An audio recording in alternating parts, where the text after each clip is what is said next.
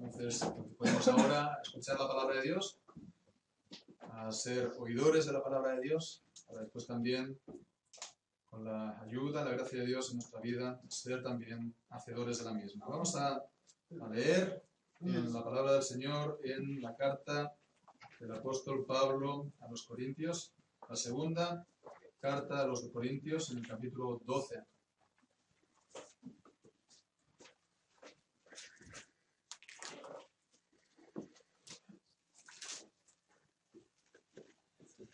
Dice así, desde el versículo primero hasta el versículo 10. Dice así la palabra del Señor. Ciertamente no me conviene gloriarme, pero vendré a las visiones y a las revelaciones del Señor. Conozco a un hombre en Cristo y hace 14 años, si en el cuerpo no lo sé, si fuera del cuerpo no lo sé, Dios lo sabe, fue arrebatado hasta el tercer cielo. Y conozco al tal hombre, si en el cuerpo o fuera del cuerpo, no lo sé, Dios lo sabe, que fue arrebatado al paraíso donde oyó palabras inefables que no le es dado al hombre expresar. De tal hombre me gloriaré, pero de mí mismo en nada me gloriaré, sino en mis debilidades. Sin embargo, si quisiera gloriarme, no sería insensato, porque diría la verdad, pero lo dejo, para que nadie piense de mí más de lo que en mí ve u oye de mí. Y para que la grandeza de las revelaciones no me exaltase desmedidamente, me fue dado un aguijón en mi carne, un mensajero de Satanás que me abofetee, para que no me enaltezca sobremanera, respecto a lo cual 3 veces he rogado al Señor que lo quite de mí. Y me ha dicho, bástate mi gracia, porque mi poder se perfecciona en la debilidad. Por tanto, de buena gana me gloriaré más bien en mis debilidades, para que repose sobre mí el poder de Cristo. Por lo cual, por amor a Cristo me gozo en las debilidades, en afrentas, en necesidades, en persecuciones, en angustias. Porque cuando soy débil, entonces soy fuerte. Amén. El Señor bendiga su santo nombre. El orgullo es, sin duda, uno de los vicios más arraigados en nuestra naturaleza. Es de lo que está más profundamente arraigado en nuestro ser y del que nos desprendemos con más dificultad, con mayor dificultad, ¿no? Para que nosotros nos desprendamos de nuestro orgullo es parecido, bueno, a aquellas personas, ¿no? Aquellas gentes que, bueno, pues tienen su casa, tienen sus tierras y pues vienen a expropiarles porque van a hacer en su campo, pues a que pase ahí una autopista, ¿no? Entonces, bueno, hay gente que prefiere morir, ¿no? Prefiere morir antes de desalojar su casa y antes de dejar su tierra en la que siempre ha estado, ¿verdad? Pues así también, muchas veces, lo último a lo que estamos nosotros dispuestos a renunciar es a nuestro orgullo, a nuestro propio orgullo. Entonces es algo muy persistente en nosotros. Y no solamente es persistente el orgullo, sino que el orgullo lo que hace es también echar a perder todas las cosas, incluso las cosas buenas que hacemos, las puede echar a perder. De hecho, las hace, ¿no? Ciertamente está bien predicar el Evangelio. Ciertamente está bien predicar el Evangelio, la palabra de Dios. Pero los hombres también lo podemos hacer por rivalidad, ¿no? Para ser vistos por los demás, por lo tanto por orgullo, como vemos también en la palabra en Filipenses capítulo 1. O también está bien dar limosnas u ofrendas, ¿verdad? Con los cuales, pues, bueno, podamos honrar a Dios y también ser de ayuda a los hermanos, o al hombre, o a los demás. Pero también lo podemos hacer haciendo sonar trompeta, ¿no? Delante de nosotros. ¿Para qué? Para que todo el mundo nos vea y hable bien de nosotros. O también, pues, está bien, por supuesto, orar y orar en público. Pero también lo podemos hacer, pues, para lucirnos y para que la gente piense bien de nosotros. Entonces, vemos que esto del orgullo está tan arraigado de nosotros que ¿quién puede decir que se ha limpiado completamente de este mal, de este pecado, de este vicio? Si fuera por nosotros, no habría nada que hacer. Si fuera por nosotros, no habría nada que hacer, pero Dios no nos deja así. Dios no nos deja a nosotros, pues, en poder, se puede decir, de este gran vicio que es el orgullo. Y entonces Dios tiene que tratar en nosotros este orgullo, no solamente esto, sino que de hecho Dios trata en nosotros este orgullo. Él lo tiene que hacer y lo hace. Entonces, el resultado de esto, el resultado de esta obra de Dios en nosotros, pues es mayor humildad en nosotros para con Dios y también para con el resto de los hombres, una mayor humildad en nuestra vida, en nuestro carácter, en nuestra manera de ser. Pero no solo esto, también llevarnos a una relación mucho más profunda con Él, una relación mucho más profunda con el Señor y un conocimiento también mayor y mucho más profundo de su gracia y también de su poder en nuestra vida. Y esto es lo que, en resumidas cuentas, hemos podido leer en estos versículos, en este capítulo de 2 de Corintios, este pasaje tan conocido, vemos, del aguijón en la carne del apóstol Pablo. Entonces, en estos versículos hemos visto, pues, resumiéndolo mucho, pues, primeramente, el apóstol Pablo está hablando de esa experiencia que el Señor le dio, en la que él fue llevado, pues, al tercer cielo. También, pues, en segundo lugar, cómo el Señor, para prevenirlo de gloriarse desmedidamente, le dio esa prueba, ese aguijón en la carne. En tercer lugar, pues vemos el resultado de esta prueba. Lo vemos ese resultado, pues, por medio de la respuesta que Dios le dio a esa oración de Pablo, ¿verdad? Bien, entonces es lo que vamos a estar considerando en esta mañana, en este pasaje, pues de una manera sencilla, simple. Pues vemos primeramente, como decíamos, esta experiencia que el Señor le dio. Esta experiencia, dice pues en el primer versículo, ciertamente no me conviene gloriarme, pero vendré a las visiones y las revelaciones del Señor. Vemos, pues Pablo está en medio de la segunda carta a los Corintios es una carta de defensa de Pablo, de su propio ministerio, ante las críticas que había, pues, en un sector de la iglesia en Corinto. Entonces él está, pues, diciendo, sí, no me conviene gloriarme, pero voy a contaros lo que el Señor, pues, hizo por mí. Y dice, pues, en el versículo 2 que hace 14 años, él tuvo una experiencia hacía 14 años.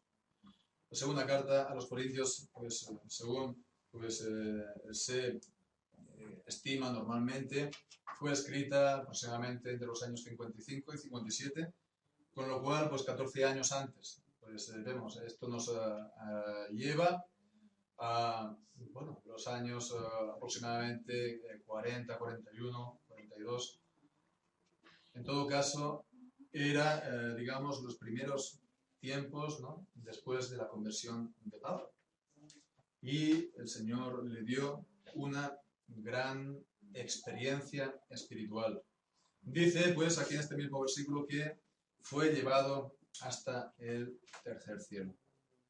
Para evitar que hagamos aquí demasiadas especulaciones acerca del primer, segundo, tercer cielo, dice a continuación, en el versículo 4, que fue arrebatado al paraíso. Vemos, fue llevado a la presencia misma de Dios, al mundo, pues, espiritual, ¿verdad? Dios, los ángeles, donde están también los espíritus de los justos hechos perfectos. Y allí, pues, dice que el apóstol escuchó dice palabras inefables que dice no le es dado al hombre expresar. Estas palabras inefables pues son palabras de revelaciones, que el Señor le dio. Vemos en el versículo 7, dice, para que la grandeza de las revelaciones no me exaltase desmedidamente. Entonces el Señor le dio a Pablo entonces unas revelaciones tan grandes que dice, no le es dado al hombre expresar. Entonces, hemos estado hablando que eran tan santas que él pues no las podía decir. Entonces, el apóstol no las decía, podía decir sin duda mucho más de lo que hacía, ¿no? De lo que lo hacía, de lo que hablaba. Él, podemos decirlo así, no decía todo lo que sabía. Él lo podía hacer, ¿verdad? Pero él no, digamos, se alardeaba de todo lo que el Señor le había mostrado, porque sabía que eran cosas también muy importantes. Él tampoco pregonaba por todas partes la experiencia que él tuvo, la experiencia que él le dio. Él no iba diciendo, mira cuántas experiencias he tenido. Y ciertamente esto es un peligro, ¿verdad?, en los cristianos. Y aún más, incluso en los pastores. El hablar mucho de sí, el hablar también mucho, pues, de sus experiencias, ¿no? Y entonces, pues bueno, puede llegar el caso que los pastores vayan a querer alimentar al pueblo, a la grey, más que de la palabra de Dios, pues a veces las experiencias que ellos han pasado. Y bien, pues esto es algo que uno tiene que hacer atención, porque vemos que el apóstol Pablo tenía bien claro que él no tenía que hacer que la gente pensara acerca de él, de Pablo, más de lo que es debido. Dice en el versículo 6, pero lo dejo para que nadie piense de mí más de lo que en mí ve u oye de mí. Entonces, bueno, él podía haber hablado mucho acerca de su vida, de sus experiencias. Vemos aquí entonces estas experiencias tan importantes, ¿no? Ser llevado al tercer cielo, u otras que el Señor le podría haber dado. Pero dice, bueno, yo eso lo dejo para que solamente la gente piense de mí lo que ve en mí, no más. Lo que yo he tenido, lo que yo he vivido, eso forma parte de lo que el Señor me ha dado a mí, ¿no? Pero los demás no lo saben. Los demás no lo han visto. Entonces, que piensen de mí lo que ahora tienen delante, lo que ahora ven en mí, o lo que ahora oyen de mí, el mensaje, la predicación, la enseñanza que yo les estoy dando. Entonces, este es un peligro también, no solamente de pastores, esto es un peligro también de creyentes, ¿verdad? Que queramos, pues, que los demás estén, pues, pensando muy bien de nosotros también como creyentes y pues estemos, bueno, sí, alardeando de lo que sabemos, por ejemplo, en la palabra de Dios o las experiencias que el Señor nos ha dado. Y esto es algo también que hemos de hacer atención, no solamente como creyentes a título individual, sino también como congregación, como iglesia, ¿verdad? Está hablando aquí de la grandeza de las revelaciones en el versículo 7. Pues nosotros no hemos tenido esta grandeza de revelaciones de una manera extraordinaria, ¿no? Por medio de una visión o hemos sido arrebatados al tercer cielo. Pero el Señor nos ha dado el conocimiento de la grandeza de la palabra de Dios, la grandeza de la revelación de Dios en su palabra, la grandeza de nuestra fe, ¿no? Como creyentes reformados, estamos convencidos, ¿no?, del enorme tesoro de la palabra de Dios, las doctrinas de la palabra de Dios que han sido pues enseñadas y confesadas a lo largo de los siglos por maestros, por doctores, por pastores, por teólogos y sobre todo pues que nos han venido a través de la Reforma, las iglesias de la Reforma. Entonces, bueno, hemos de ver qué privilegio tenemos qué gran privilegio tenemos nosotros por ese legado, por esa herencia, por esa enseñanza de la palabra de Dios, ¿no? Como iglesias reformadas, ¿cuántos evangélicos carecen de esto, verdad? Y están, por lo tanto, yendo de un lado para otro, de un lado para otro, y nunca están satisfechos, porque nunca tienen, pues, bueno, sí, la plenitud de la verdad. Pues, bien, nosotros mismos, ¿no? Esta pequeña congregación aquí en Barcelona, ¿no? Si nos acordamos, hace poco más de un año que hemos comenzado a andar juntos. Y en este poco año, ¿cuánto hemos, pues, avanzado, verdad? Juntos. Hemos avanzado mucho. En un solo año, ciertamente, mucho más que muchos creyentes o incluso muchas congregaciones lo hacen a lo largo de toda su vida.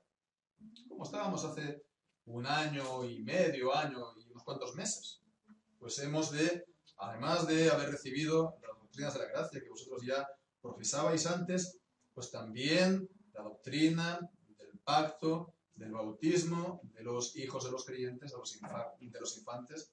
Hemos visto también, pues, la enseñanza en la confesión de fe, en las confesiones de la Reforma, cómo, pues, está organizada la vida de la Iglesia, el gobierno de la Iglesia, no solamente a un nivel local, sino también entre distintas congregaciones, el culto también, por último, cómo ha de ser, cómo es el culto reformado en la palabra de Dios, y también, pues, la cuestión del canto, de la adoración, pues, por medio de los cantos que el Señor ha inspirado, los salmos de la palabra de Dios.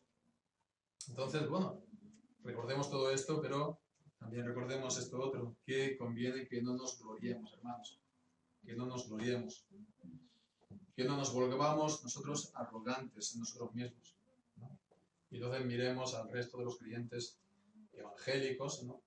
Que todavía, pues, no han recibido tanta enseñanza y tanta revelación por parte de Dios, y pues estemos envanecidos, ¿no? Pensemos como éramos nosotros hace 3 años, o 5 años, o 10 años, ¿no? O en mi caso 20 años, ¿no? Hace 20 años yo, pues, fue el primer año cuando me fui al seminario. Cuando yo me fui al seminario, ese primer año, o antes, ¿cómo era yo? Pues como cualquier otro creyente evangélico más, ¿no? Más. Entonces, bien, no hemos, pues, de volvernos, como decimos, arrogantes. En el mundo está, por supuesto, mal visto la altivez, ¿no? La prepotencia, se dice, ¿no? La prepotencia. Y pues, qué malo sería, ¿no? Que nosotros que hemos recibido estas la grandeza de estas revelaciones de la palabra de Dios, pues eso no esté adornado por una humildad del Señor, de saber que el Señor nos ha enseñado todo esto, pero no es por nuestro mérito, no es por nada nuestro, sino por su gracia. Entonces, que los demás no digan de nosotros, mira, estos reformados, qué arrogantes que son, sino que, no, mira, estos reformados, ¿no? Que además de tener, pues, la verdad, la palabra de Dios, fijaos, la humildad de ellos. Bien, pues, esto en cuanto a lo que decíamos, la primera parte en este capítulo, acerca de la visión de las revelaciones de Dios. Y ahora pues vemos cómo el Señor le envió, digamos, para prevenirlo, ¿no? Para no caer en esto mismo, en la arrogancia y la altivez, pues cómo le envió una prueba, y es todo lo que habla ahora del aguijón. Y vamos entonces a estar viendo a qué se está refiriendo el apóstol Pablo aquí cuando está hablando de aguijón. Bueno, pues por el contexto, bueno, lo único que vemos en el contexto, en el versículo 10, vemos que está hablando de debilidades, afrentas, necesidades, persecuciones, angustias. Entonces vemos que está hablando de las dificultades del apóstol Pablo y también, pues, de los sufrimientos del apóstol Pablo en el ministerio. Entonces es un poco lo que vemos aquí en el contexto. Y bueno, pues personalmente, pues yo también hace tiempo que pensaba, ¿no?, que aquí, cuando está hablando el apóstol del aguijón en la carne, pues se estaba refiriendo más bien a esto que estamos viendo, a estas dificultades, a estos problemas, a estos sufrimientos del ministerio. Pero bueno, ya digo, si yo pues, tuviera que haber predicado este pasaje hace pues, 10, 12 años, pues lo habría predicado así. Pero bueno, ahora soy llevado más bien a pensar de una manera un poco más, digamos, convencional en cuanto al aguijón en la carne. Normalmente, en cuanto al aguijón de la carne, hay dos puntos de vista. Así, a grandes líneas, ¿no? A grandes rasgos. Están, pues, los que piensan, ¿no?, que Pablo se está refiriendo aquí en un sentido, digamos, espiritual, a unas tentaciones graves que él podía recibir, o hasta pecados, ¿no?, la corrupción de su carne, hasta pecados particulares que le venían a afligir y a humillar, ¿no? Pero bueno, vemos que aquí está hablando de algo que él recibió, ¿no?, después de estas revelaciones. Después de estas revelaciones, el Señor le dio este aguijón y la carne de pecado, está siempre con nosotros, ¿verdad? Entonces, esto es algo que le vino a posteriori, esto le vino después, como causa de estas revelaciones, para que no se vanagloríe demasiado. Y además no está diciendo que recibió el aguijón de la carne, sino está diciendo aguijón en la carne. No está hablando aquí tanto de la carne en un sentido espiritual, la carne, nuestra naturaleza pecaminosa, sino la ilustración es un aguijón en la carne. Es como si estuviera pues una astilla de madera clavada o un aguijón de una avispa o de una abeja clavada en nuestra carne. Entonces, aquí la ilustración parece, como también muchos intérpretes opinan y enseñan, que se está hablando de algún tipo de enfermedad física, de su carne física, de algún problema físico, una enfermedad que él habría recibido después de estas revelaciones. Ya podría ser, algunos piensan que, que es que el apóstol Pablo tenía problemas de visión, ¿no? En las cartas del apóstol Pablo, pues, aparece cuando dicen que, creo que es en la carta a los Gálatas, que los creyentes hubieran dado incluso sus ojos por él. Entonces, hay también intérpretes, comentaristas que opinan, que piensan que el apóstol Pablo tenía estos problemas de visión, ¿no? U otros, podría ser dolores de cabeza o podrían ser problemas de salud intestinales que, bueno, serían serios, serían dolorosos, pero que tampoco le impediría el ministerio. Sí que le ponía dificultades, limitaciones, pero que no lo impedía del todo. Entonces, esto vemos que también concuerda con lo que dice acerca del ángel de Satanás. Dice que en el versículo 7, a continuación, dado un aguijón en mi carne, un mensajero de Satanás.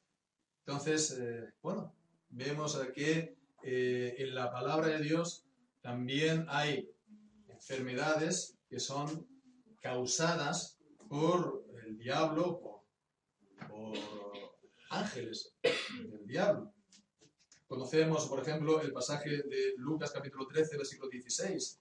Una mujer que estaba encorvada durante mucho tiempo, ¿verdad? Durante 18 años. Una mujer que andaba encorvada y de ninguna manera se podía enderezar. Y dice allí a esta hija de Abraham que Satanás había atado 18 años. ¿No se debía desatar de esta ligadura en el día de reposo? Vemos que esta enfermedad, pues dice que fue una atadura que le había hecho Satanás, el diablo, Un ejemplo también, pues bien conocido en la palabra de Dios, sería Job, ¿verdad? El libro de Job, que después de, el diablo, después de haber pues hecho todas las pruebas, de haber quitado la vida a todos los hijos de Job y a todas sus propiedades, en el segundo capítulo vemos a cómo vuelve a pedir, pues, el tentar a Job, pero esta vez en su carne, en su salud. Y entonces le dio pues una plaga en todo su cuerpo, y entonces estaba Job arrascándose con tiestos, con tejas. Entonces, bueno, vemos que el diablo también está detrás de las enfermedades. No podemos decir que sean todas. Por supuesto que el diablo, pues, bueno, estas enfermedades, aún las que el diablo pueda estar ahí interviniendo, tienen causas naturales, ¿no? No son, digamos, enfermedades por vía extraordinaria o por vía sobrenatural que le vieran a uno. Pues tienen causas naturales, pero el diablo interviene. Es como también el pecado en nosotros, los hombres, proviene también de nuestra carne, de nuestra naturaleza corrompida por el pecado, pero también el diablo es el tentador. Entonces el diablo también pues emplea y se sirve de nuestra carne para eso, para que llevarnos al pecado. Entonces vemos que de una manera, de otra, en todo caso, vemos que sí, Dios, dice, envió este aguijón en la carne, este mensajero de Satanás, para abofetearlo. Entonces vemos que Dios se sirve también del diablo. Dios emplea también al diablo para sus propios fines, para los fines propios de Dios. Entonces vemos que el diablo no tiene una potestad, una autoridad o un poder absoluto.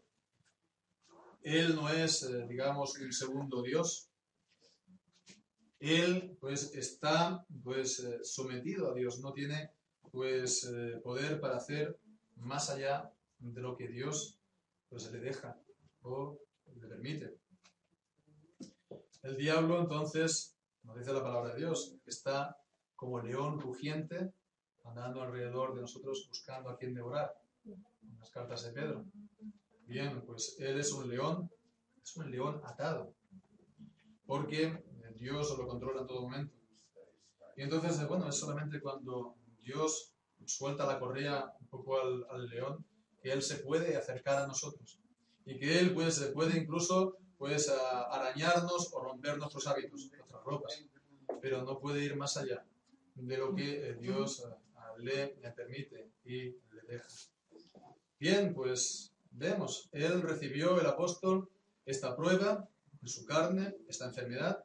¿Cuál fue entonces la reacción del apóstol?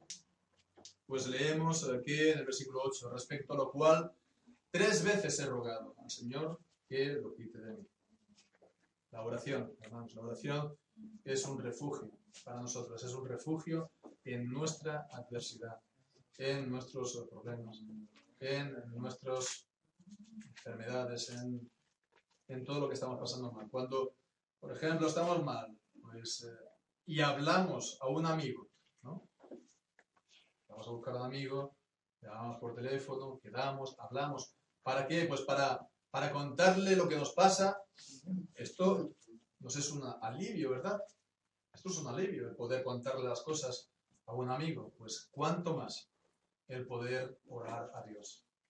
Cuánto más el orar a nuestro Padre Celestial, que nos conoce y que nos ama, pues eso va a traer a nosotros, a nuestra vida, pues sí, alivio, un alivio y reposo espiritual. Entonces, si en nuestra vida, en nuestros problemas, en nuestras enfermedades, no somos llevados a orar a Dios, eso es una mala señal. Eso es una mala señal. Y bueno, pensemos, hay ejemplos en la palabra de Dios. El rey Asa el rey Asa en 2 de Crónicas 16, el rey Asa que, por otra parte, la palabra de Dios nos lo presenta como un buen rey, pero él en su enfermedad, dice, pues no buscó a los médicos. No buscó, perdón, al Señor, sino que buscó primeramente a los médicos, en 2 de Crónicas capítulo 16, por lo cual fue reprendido por el Señor, por medio del profeta. Entonces vemos que esta es la salida en nuestros problemas. Lo primero que hemos de hacer es orar al Señor. Incluso si pues somos visitados por la enfermedad, por el mal, lo primero que hemos de hacer, hemos de buscar al Señor. Esto no significa que no vayamos al médico, pero primero debemos estar orando a Dios. Y no solamente una vez, sino dice hasta 3 veces el apóstol Pablo. Entonces vemos de que él estuvo orando perseverante.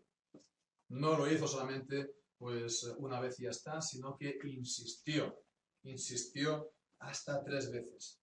Y la palabra de Dios también nos está muchas veces exhortando, ¿verdad?, a la oración perseverante. Pues Jesús mismo, en el Evangelio de Lucas, nos está hablando de la viuda y del juez injusto, que hemos de estar perseverando en la oración para que el Señor, para que Dios nos haga justicia.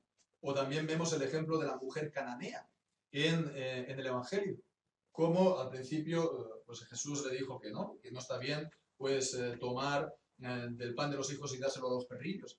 Y ella pues incluso con esa palabra que era fuerte, pues ella la aceptó, pero siguió rogando. Aún los perrillos comen de las migajas, de las migas que caen de la mesa de sus señores. Y el Señor pues accedió y alabó y dijo, oh, grande es tu fe. Entonces vemos que hemos de estar orando. Si una vez pues el Señor no nos responde lo que estamos pidiendo, no por ello hemos de estar aquí desanimados, no sabemos cuál es en principio la voluntad de Dios y hemos entonces de estar perseverando en la oración. Ahora bien, hemos de estar también abiertos a la posibilidad de que Dios nos diga de una manera definitiva no. Y que no por mucho nosotros insistir, Él va a cambiar. Y encontramos también en la palabra de Dios ejemplos de esto. Moisés, que fue un gran hombre de Dios, bueno, él por su rebelión, por su también altivez, no pudo entrar en la tierra de Canaán.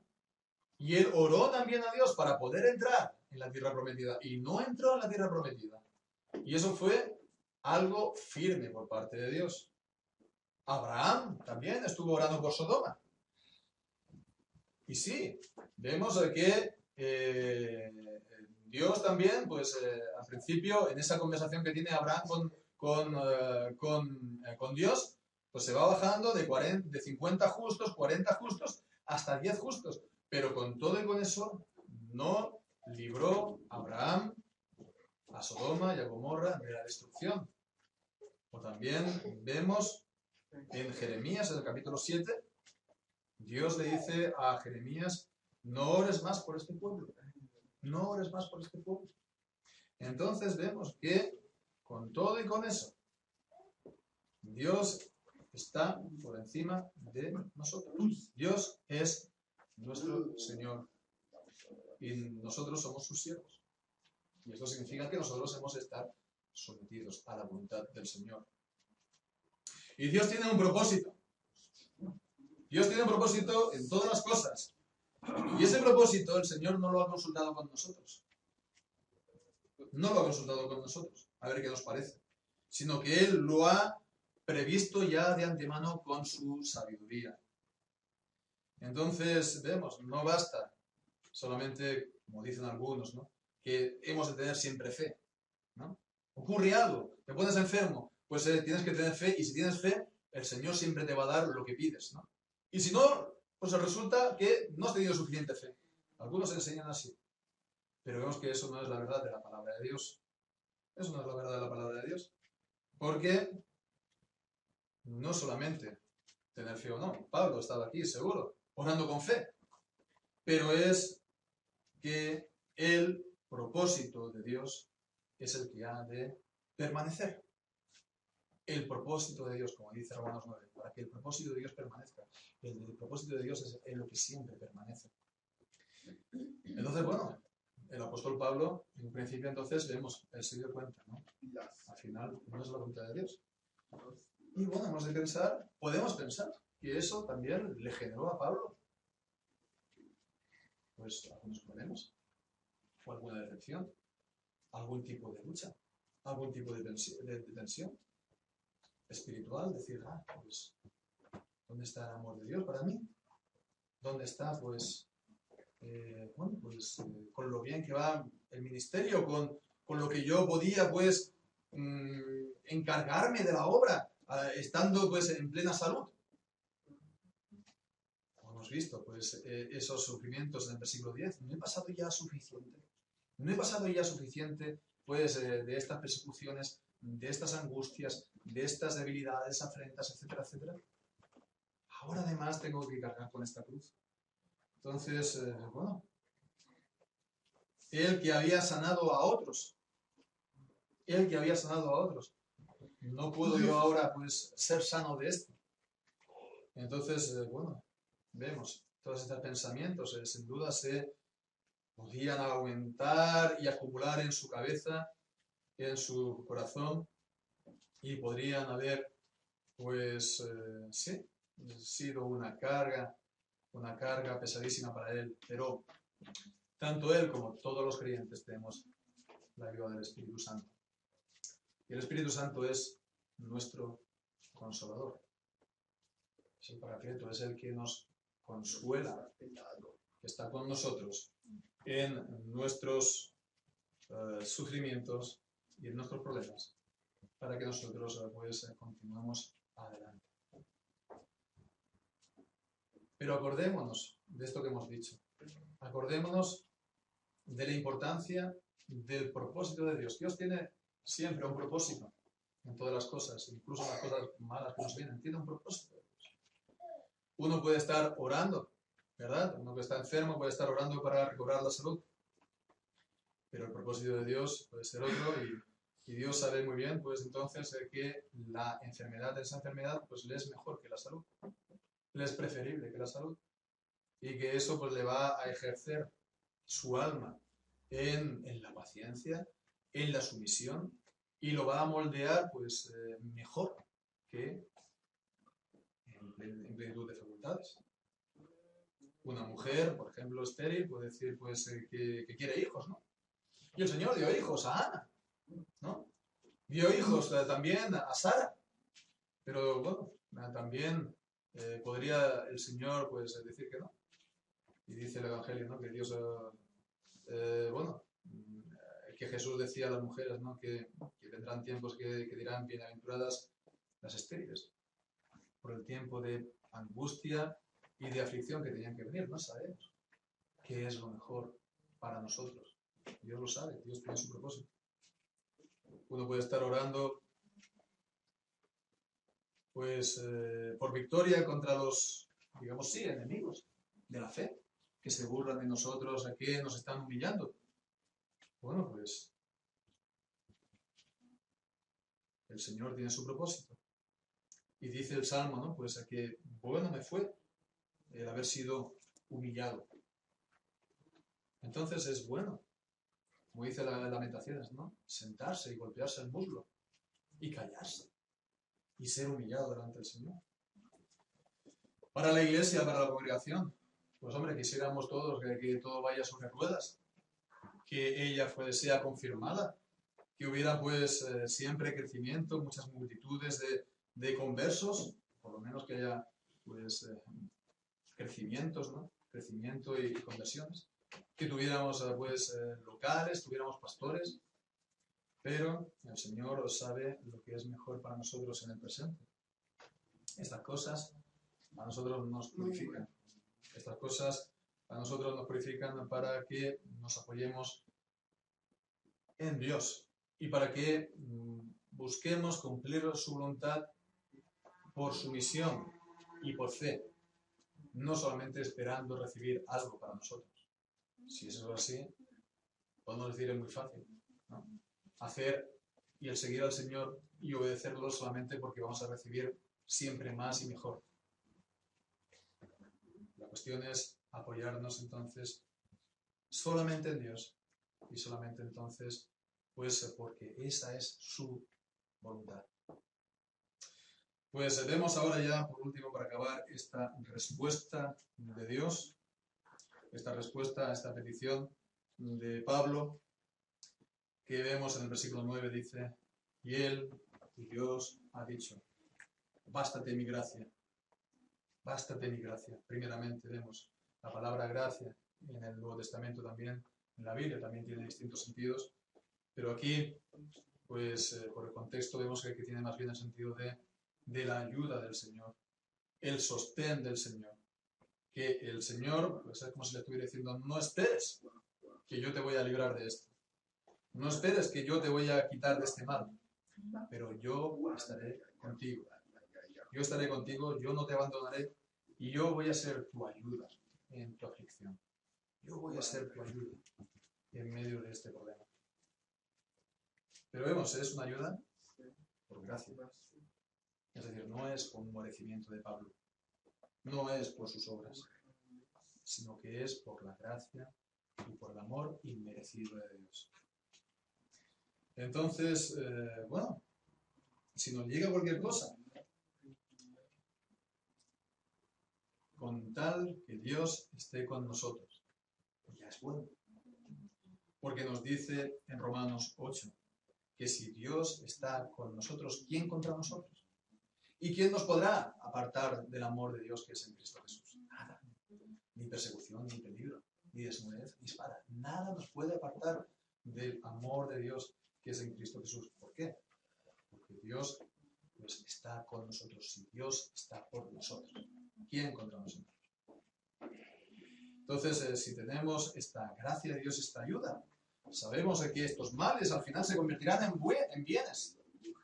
Todas las cosas, dice Romanos 8:28, cooperan a bien aquellos que aman a Dios. Todas las cosas, hasta las cosas malas, son para nuestro bien, se convertirán en nuestros bienes. Estas enfermedades, vuestras amarguras, al final serán también para nuestro bien. Y bien, pues esta es la gran diferencia de un creyente y un no creyente. Porque el no creyente en el mundo, pues, a veces le puede ir fantástico, le puede ir maravilloso. Y decimos, qué maravilla, bueno, que maravilla no, pero vemos que el problema, ¿no? Este es un impío y este es un pecador, y le va bien. Y fíjate cómo nosotros estamos, ¿no?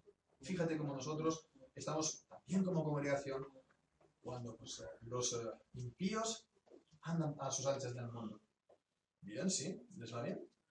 Pero cuando a los impíos le van mal las cosas, entonces ¿qué ocurre?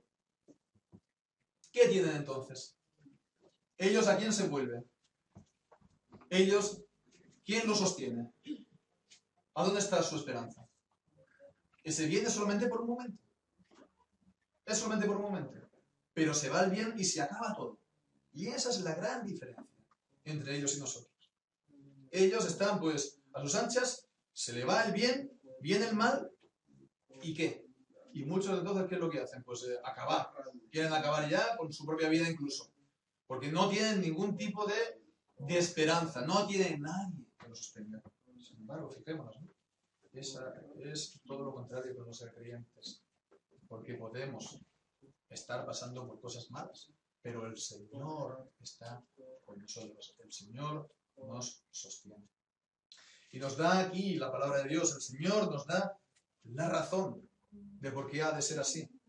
Dice, bástate mi gracia, porque mi poder se perfecciona en la debilidad. El poder de Dios se perfecciona. El poder de Dios llega, digamos, a su fin, a su meta, en nosotros, en nuestra debilidad. Entonces vemos, cuando estamos nosotros enteros, ¿no? Estamos fuertes, cuando estamos nosotros poderosos en nosotros mismos, ¿no? La alabanza de los demás, o no, nosotros, ¿cuál es? Pensar que nosotros es por nosotros mismos, que es por nosotros. Y entonces, pensar bien de nuestra prudencia, de nuestras capacidades, de nuestra sabiduría.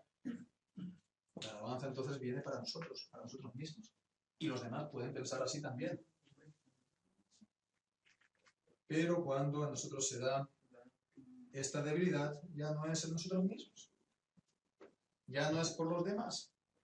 Ya no pensamos otra cosa nada más que en Dios. Entonces, bueno, es esta la cuestión, ¿no? Y la palabra de Dios siempre nos dice que hemos de buscar estar en debilidad. Gedeón, ¿no? Gedeón se fue a la guerra, pues, ¿con cuántos? Con 300, ¿no? ¿Para qué? Para que nadie diga que fue por su poder, ¿no? Por David. David, ¿no? Que fue a pelear con el gigante, con Goliat, ¿no? No se fue con la armadura del rey Saúl, se fue, pues, invocando el nombre de Dios, ¿no? A pesar de que era, pues, pequeño y débil. Pero pensemos sobre todo en nuestro Señor Jesucristo. ¿Quién era el Señor de la gloria? El Señor de la gloria, pero que se hizo pobre para hacernos a nosotros ricos en Él. Él era el Dios altísimo, y lo es, el Dios todopoderoso, el Dios fuerte, pero Él vino a ser el siervo de Jehová, el varón de dolores experimentado en quebrantos. Él nació, pues, no en un palacio, ya sabemos todos, nació en un pesebre.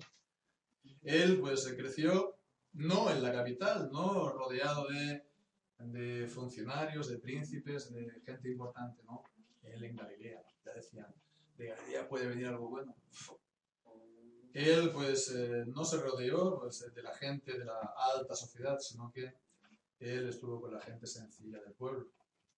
Él, pues, no proveyó para sí mismo, sino que partió esperando en la provisión de Dios, sin tener a dónde recostar la cabeza. Las zorras tienen guaridas, los pájaros tienen nidos para sí, pero el Hijo del Hombre no tenía dónde recostar la cabeza. Él, pues, se hizo obediente hasta la muerte, y muerte de cruz, una muerte de maldición para librarnos a nosotros de la maldición de la ley. Él entonces muestra esta humildad. Él muestra esto que estamos diciendo, el hacerse débil, para que se vea la magnificencia del poder de Dios. Es necesario que Dios crezca y nosotros menguemos y vayamos a menos, para que Dios, pues, reciba toda la gloria. Así ha de ser igual también con la Iglesia. La Iglesia ha de predicar la palabra de Dios a las naciones y ha de traer a las naciones a la obediencia y la fe, como dice Pablo. Los reyes han de besar al Hijo, han de someterse al Hijo. Pero vemos que Pablo era un embajador en cadenas y daba testimonio, dio testimonio a los reyes en cadenas, presos. Y así ha de ser entonces, hermanos, nuestro caminar en esta vida. Esta es la manera como nuestra vida es olor fragante, un perfume de salvación. Porque tiene entonces la fragancia de la presencia de Dios en nuestra vida. Hermanos, como dice el apóstol Pablo en el capítulo 4 de esta misma carta, llevamos el tesoro en vasos de barro.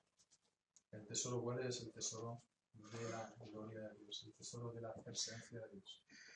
Aquí está hablando del poder de Dios que repose sobre mí.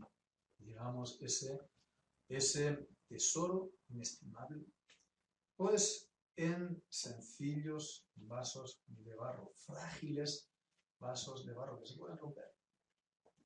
Que se pueden romper y que pueden, pues, aparecer fisuras y grietas, ¿verdad? Por nuestra debilidad. Y a veces, pues, tenemos esas fisuras, esas grietas. Pero es para que se vea, pues, que el vaso es de barro. No es de oro, no es de aluminio ni de hierro, es frágil, de barro, se puede quebrar, puede tener fisuras, pero con todo y con eso, si las hay, pues es para que la gente vea que a través de ellas está la gloria de Dios. Entonces, Es para que la gente vea que solamente somos humanos y que solamente es el poder de la presencia del Señor en nuestra vida lo único que hace la diferencia. Entonces, en definitiva, hermanos, pues mucho ánimo de todos nosotros y cada uno, pues entonces con nuestras propias pruebas, con nuestras propias a veces cruces, nuestras propias cargas, hemos de sobrellevar, que hemos de sobrellevar juntos, hemos de sobrellevar las cargas juntos los unos de los otros, nuestras cargas, problemas personales, nuestras cargas también en cuanto a la obra de la iglesia y la congregación, no solo aquí, sino también en otros lugares, no tenemos relación. En otros países también están en una situación parecida, que no tienen lugar donde congregarse, que se están reuniendo con nosotros porque no tienen otro lugar donde ir y se conectan con nosotros en internet a la hora de madrugada porque no tienen otro lugar donde ir. Y esto es también una carga. Pero hermanos, hemos de, lo dicho, tener ese ánimo. El Señor pues nos quiere ejercer de esta manera. El Señor tiene su propósito. El propósito del Señor es siempre bueno para nosotros. Y al final, pues sabemos que todo esto se convertirá en bienes. Al final no sabemos cuándo, pero el Señor nos sacará a abundancia, porque el Señor lo dice en su palabra. Y el Señor pues, nos va a proveer de pastos abundantes y nos va a llevar a aguas de reposo. Que así sea, que el Señor pues bendiga su santa palabra en la vida de cada uno de nosotros. Amén. Amén.